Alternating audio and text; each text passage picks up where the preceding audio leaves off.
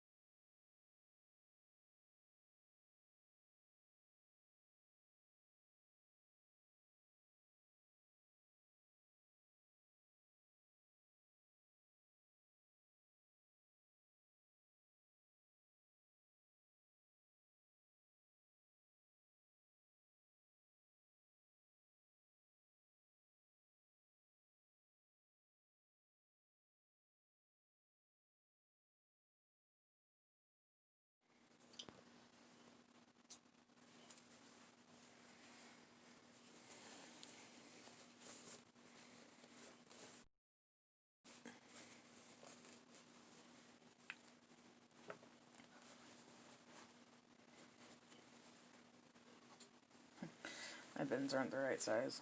That's just awesome. It's alright, I'll make it.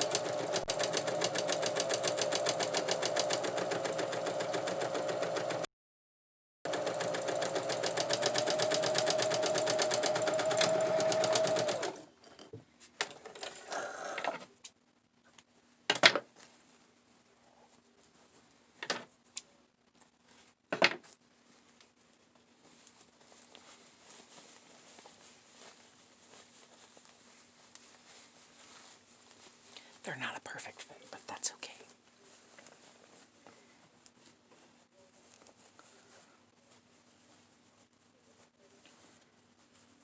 And I did measure twice and then cut once, but apparently I still messed up somewhere along the way. But you know what? That's alright. Because I made them myself. Get back in there.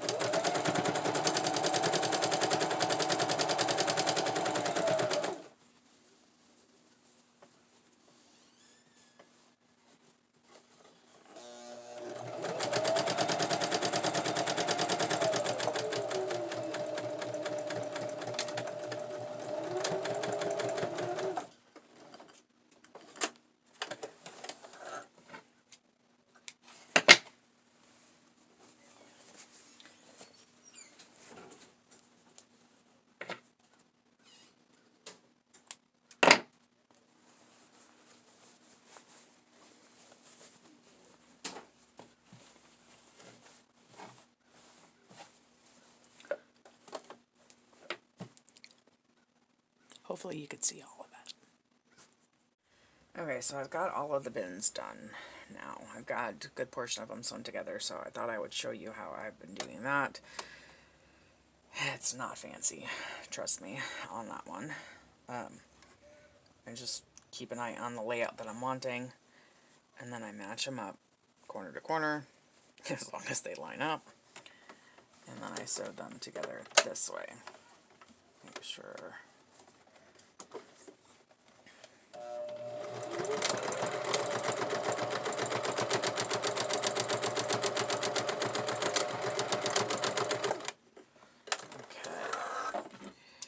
That means these two bins are now sewed together on this one edge, which is all they need to be sewed together on. Otherwise it would be a really weird shape. And I did the same thing with the other two bins that are the same size, and then the one bin that is longer takes up the whole length, maybe. Yeah, well, my bins aren't exactly the sizes they're supposed to be in all cases. So, it happens. I'm a home sewer. I am certainly not a professional. But the way I look at it is I wouldn't have found anything like this in the store exactly the way I wanted it. So I'm okay if it's not perfect. So I'm just going to try to line it up as best I can and just pin the sections together. Now, obviously, I can only get so far in the littler bins, and I apologize for the lighting. It's late at night, and I do have my light on, but because of the way I have my camera, I can't turn my flash on. So, I apologize for that. Which is why I ended up not fully recording everything. So, now I'm just going to do the same stitch across here and across here, and I'll break it up into two pieces. Because I'm really not expecting this to hold the bins upright. I'm just trying to keep the bins from being able to move inside the drawer. It is a drawer the big guy uses fairly often, so it's got quite a bit of stuff in it. And this way, it can keep all of his stuff safe, and I don't have to worry about that.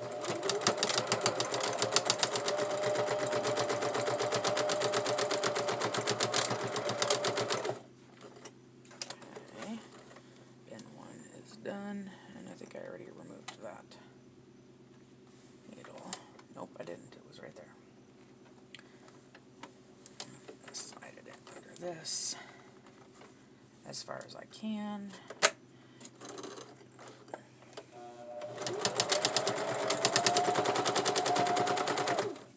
I'm caught on my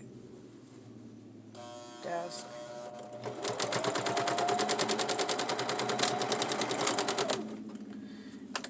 String is caught. There we go.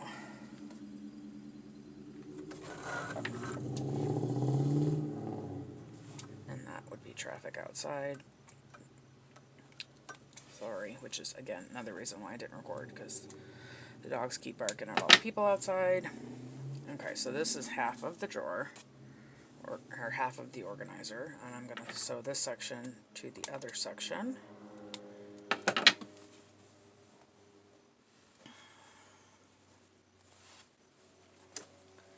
Should be the same width. This might be a little awkward to sew, so I'm just going to sew as best I can, and I may just end up doing the first bin and the last bin and being okay with that.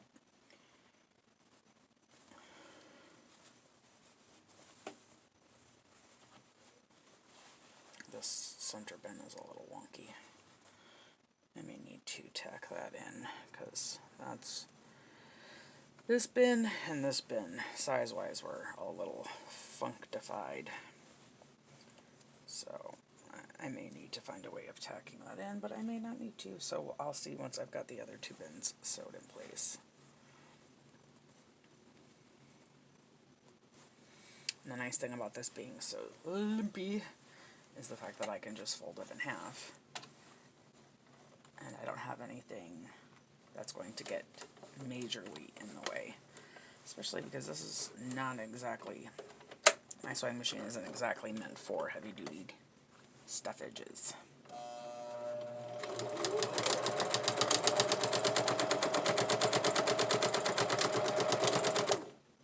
Okay, bin 1 is done.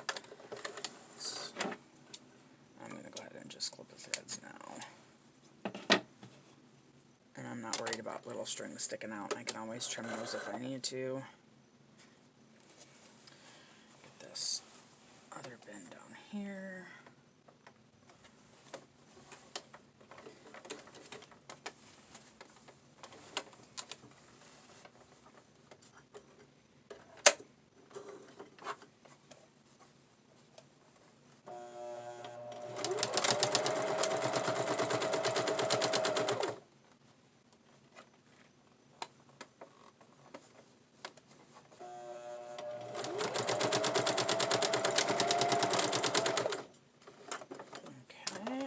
Check the other bin and see if there's any place it can be tacked.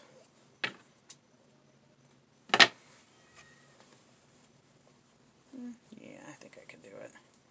It's going to be a little wonky there at the center, but we're going to try. Come on, cords, come on. There we go. Molly's whining at the door. She wants in, so don't mind her.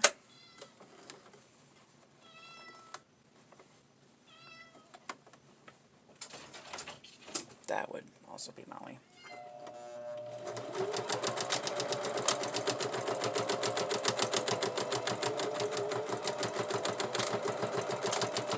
Okay, that's as much as I can tack, and I am fine with that, because I didn't think I was going to be able to tack that at all.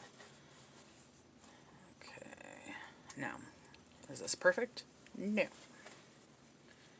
I messed up on some of the sizes, and this big bin, I had the inner piece bigger than the outer piece, and I had to adjust it as I was going. So, no, it's not perfect. It's not extremely sturdy, and that's okay. If you want it sturdier, just use a heavier weight of interfacing. I used a lightweight because that was what I had. I didn't want to have to go out and get anything other than what I'm using, some of the fabrics I had already bought. Didn't realize I sewed that one on upside down, but you know what? That's okay. It'll be fine. No one's going to see the inside of this drawer unless we show them. So, but that's what I did. Like I said, I can't give you measurements for everything because it's going to vary based on what drawer you're doing. All I can tell you is whatever height you're doing, make sure that the corner piece that you're cutting out is going to match that same height. So if you're wanting to do a bigger bin, make sure whatever width and height you have, add in that extra for each of the sides. So you're going to need to add it. So if you're doing a 6-inch tall bin, you're going to need to add 6 additional inches on each side. So that's going to be another 12 inches. And then on the corner, in order for it to be 6 inches high, you're going to need to cut out a 6-inch corner, a 6-inch square on each corner. So hopefully that helps you out in figuring out what the heck I was doing. I'm not sure I understood what I was doing, but hopefully the concept is there for you. If you got any questions, put them in the comments below, and I'll do my best to try to help out. So I will see y'all in the next one.